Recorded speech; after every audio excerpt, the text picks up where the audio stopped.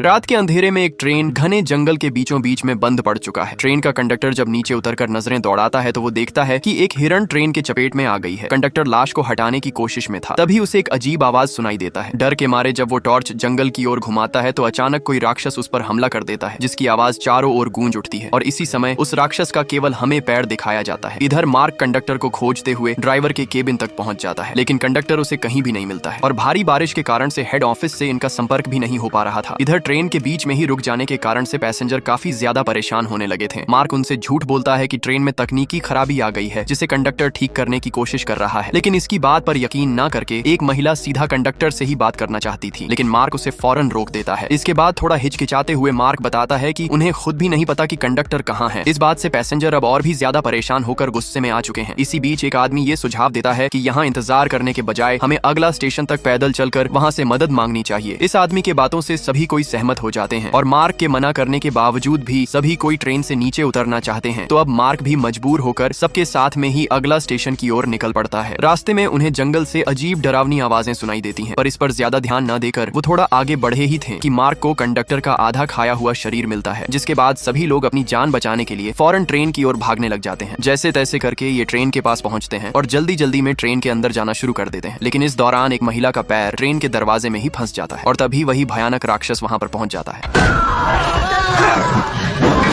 किसी तरह से करके महिला को अंदर खींच लिया जाता है, लेकिन तब तक काफी देर हो चुका था और उस राक्षस ने महिला के एक पैर को बिल्कुल जख्मी कर डाला है। इस घटना से लोगों के बीच में दहशत फैल जाती है। मार्क जल्दी से दरवाजे की ओर ये देखने के लिए जाता है कि क्या दरवाजा ठीक से बंद है या फिर नहीं, और तभी वो राक्षस ट्रेन के डब्बे पर एक जोरदार हमला करता है। इससे लोग और भी ज्यादा खौफ में पड़ जाते हैं। बाहर मौजूद ये खूनी राक्षस आज अपने शिकार पर निकला है, तो ऐसे में क्या ये लोग अपनी जान बचा पाएंगे या फिर एक एक करके मौत के घाट उतार दिए जाएंगे?